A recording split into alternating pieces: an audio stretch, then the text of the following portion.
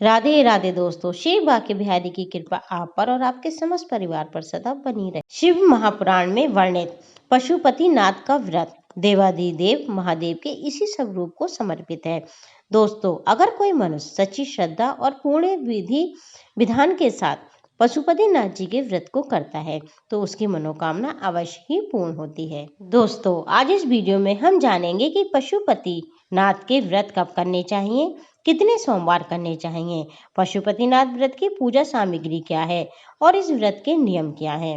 दोस्तों, पशुपति व्रत का हमें उद्यापन कब करना है, मासिक धर्म में क्या पशुपतिनाथ के हम व्रत कर सकते हैं, ये संपूर्ण जानकारी आपको इस वीडियो में मिलेगी। तो दोस्तों, वीडियो को आप अंत तक देखिएगा। अच्छी लगे तो इसे लाइक कीजिएगा। मेरे चैनल से जुड़े रहने के लिए इसे सब्सक्राइब कीजिएगा। देखिए दोस्तों, पशुपतिनाथ के व्रत करने ज़्यादा कठिन नहीं है, ना ही इसे रखने के लिए किसी विशेष मुहूर्त की आवश्यकता होती है। बस इसमें थोड़े से नियम हैं जो हमें ध्यान रखने होते हैं। सबसे पहले हम जानेंगे कि पशुपतिनाथ के व्रत हमें कब करने चाहिए। देखिए, पशुपति व्रत को शुरू करने के लिए किसी विशेष महीने या किसी विशेष मुहूर्त का आवश्यकता नहीं होती। ये व्रत केवल सोमवार के दिन ही रखा जाता है। अतः किसी भी सोमवार को आप जो सोमवार उजाले पाक का हो यानी शुक्ल पक्ष का, उससे इसे शुरू कर सकती हैं। पशुपति व्रत को कितने सोमवार करना चाहिए, तो देखिए, शास्त्रों में पशुपति व्रत को लगातार 5 सोमवार रखने का विधान बताया गया है। 5वें सोमवार को इस व्रत का उद्यापन किया जाता है। एक पशुपति व्रत को आपने जिस मंदिर में पूजा की है, आपको 5 व्रत उसी मंदिर में ही पूजा करनी है। दोस्तों, अगर बीच में आपका मासिक धर्म आ जाए या आपका कोई और अन्य व्रत आ जाए, जैसे एकादशी, 8 या कोई भी व्रत हो, तो आप पशुपतिनाथ के व्रत को छोड़ दें और अगला व्रत करें और उसमें उसे 5 व्रतों में उसे जोड़ दें। यानी कुल मिला के आपको 5 व्रत करने हैं।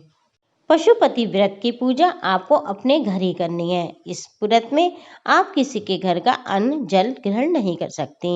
और दोस्तों, इसमें 5 व्रत में आपको एक ही मंदिर जाना है और दिन में आपको 2 टाइम मंदिर जाना होता है, सुबह और शाम को।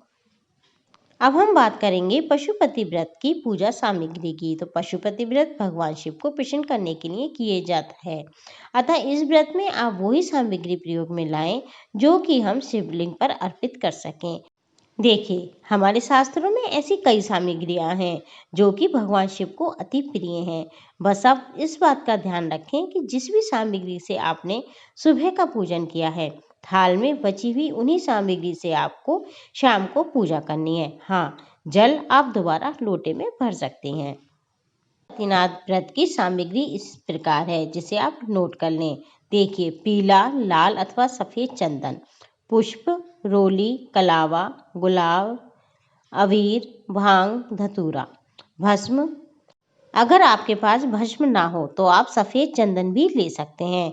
अक्षत, बेलपत्र, शमीपत्र, धूप, दूध, दही, शक्कर और शहद। आपको 6 दीपक बनाने हैं शुद्ध देसी घी के और भगवान शिव के भोग लगाने के लिए घर से बना हुआ कुछ मीठा या प्रसाद भी इस पूजा में बहुत आवश्यक है। देखिए, गीता प्रेस गोरखपुर में प्रकाशित शिव महापुराण में पशुपति व्रत के कुछ नियम बताए गए हैं, वह मैं आपको बताती हूँ। देखिए, पशुपति का व्रत लगातार 5 सोमवार तक का विधान है। पशुपति व्रत में शिव मंदिर में जाना अनिवार्य है। तीसरी सबसे जरूरी बात कि पशुपति व्रत के पहले सोमवार की पूजा आपने जिस मंदिर में की है, उसी शिव मंदिर में आपको 5 सोमवार की पूजा करना अनिवार्य है। कहने का मतलब ये है कि पूरे पशुपति व्रत की पूजा आप एक ही शिव मंदिर में करें। पशुपति व्रत के दौरान अगर किसी कारणवश आपको कहीं किसी दूसरी जगह या शहर जाना पड़े तो उस शिव मंदिर में जाना असंभव हो तो उस व्रत को अगले सोमवार पर आप टाल दें और उस व्रत को आप काउंट ना करें। मतलब ये है कि 5 सोमवार आपको व्रत रखना है और 5 सोमवार आपको एक ही मंदिर में जाना है। किसी कारणवश अगर आपको बाहर जाना पड़ता है तो वो सोमवार आप छोड़ दें और उसे अपने 5 व्रत की काउंट की गिनती में ना करें। पशुपति व्रत में सुबह और शाम के प्रदोष काल में दिन में 2 बार शिवलिंग की पूजा का विधान है। व्रत के दौरान दिन में आप फलाहार ले सकते हैं अगर आपसे नहीं रहा जाता। शाम के पूजन के बाद सेंधा नमक से बने सात्विक अन्न आप ले सकते हैं। अब हम बताएंगे आपको कि पशुपति व्रत में सुबह की पूजा आप कैसे करें। दोस्तों, आप जिस मंदिर में पशुपति व्रत का अनुष्ठान करना चाहते हैं, उस दिन प्रातःकाल उठकर स्नान के पश्चात साफ वस्त्र धारण करें। पशुपति व्रत में पूजा के लिए अपने आसपास के ऐसे किसी मंदिर का चयन करें जिसमें आप आसानी से 5 सोमवार तक जा सकें। शिव मंदिर जाने से पहले अपनी पूजा का थाल आप तैयार कर लें। पशुपति व्रत की पूजा की सामग्री मैंने आपको पहले बता दी है। उसमें 1 लोटा और जल अनिवार्य है। पशुपति व्रत में पूजा की थाली शाम को भी वही आपको लेके जानी है, उसे आप अलग से तैयार ना करें। एक ही थाली से मतलब आपको दोनों बार पूजा करनी है। आप इस बात का ध्यान रखें कि थाली में उतनी सामग्री रखें जो सुबह और शाम दोनों समय आपके पूजा के काम आ सके। दोस्तों, आप शिव मंदिर जाकर श्रद्धापूर्वक शिवलिंग का पंचामृत और सादे जल से अभिषेक करें। उसके बाद शिवलिंग पर पुष्प, बेलपत्र और पूजन की अन्य सामग्री जो आपने ली है समर्पित करें और श्री शिवाय नमस्तुभ्यम, श्री शिवाय नमस्तुभ्यम का जाप करते हुए भोले बाबा को धूप दीप आदि से पूजा करें। बाद में गणेश जी की आरती करें और उसके बाद भोले बाबा की आप आरती करें। अब हम बात करते हैं पशुपति व्रत के शाम की पूजा विधि।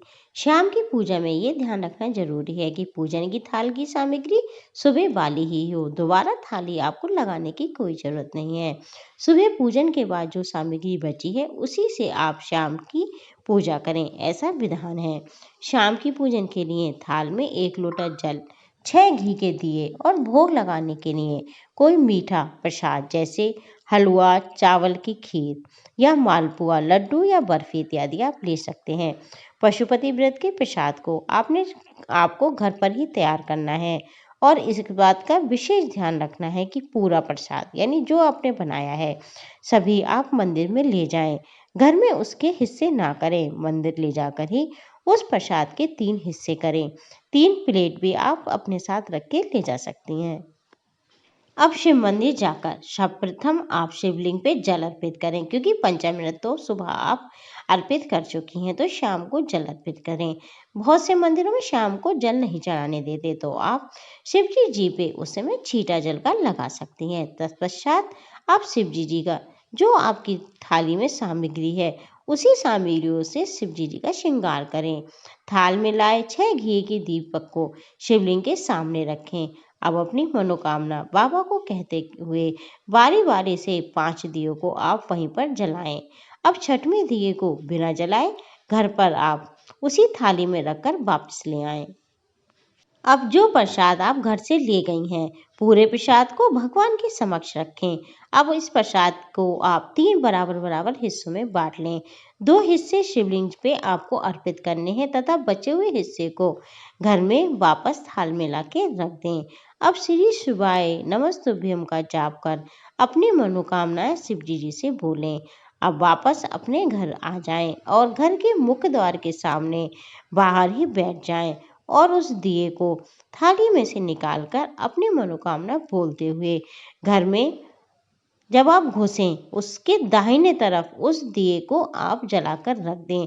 उसके पश्चात आप अंदर अपने घर के आएं।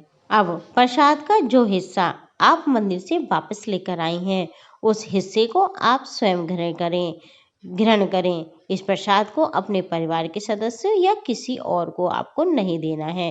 प्रसाद खाने के बाद अब आप भोजन कर सकती हैं। भोजन में आप सेंधा नमक का प्रयोग करें। इस तरह पूजा करने के बाद आपका पशुपति व्रत का पहले सोमवार का व्रत पूरा होता है। ठीक इसी तरह आपको 4 सोमवार पूजन करना है। 5वें सोमवार की सुबह पूजा तो आपको वैसे ही करनी है, परंतु शाम की पूजा थोड़ी सी अलग होती है, क्योंकि उस दिन पशुपति व्रत के 5वें सोमवार की पूजा का आपको उद्यापन करना है। हमारी बहुत सी बहनों के मन में प्रश्न उठा होगा कि अगर हमने पशुपति व्रत पकड़ लिए हैं और हमें मासिक धर्म अथवा पीरियड आ जाए तो उस स्थिति में क्या व्रत हमारा खंडित हो जाएगा? तो नहीं बहनों, आप उस सोमवार के व्रत को छोड़ दें, उसे काउंट ना करें। अगले सोमवार से आप व्रत रखें। बहनों, आपका मासिक धर्म आ गया है और आपने वो सोमवार छोड़ दिया है, तो उस सोमवार को भी आप किसी भी तामसिक वस्तु का प्रयोग ना करें, यानी प्याज लहसुन वगैरह ना खाएं, सात्विक भोजन ग्रहण करें।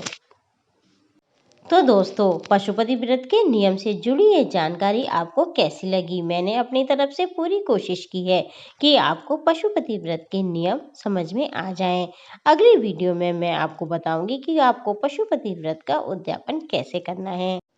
अगर आपको जानकारी अच्छी लगी हो तो अपने फ्रेंड्स को भी इस जानकारी को शेयर करना आप ना भूलें।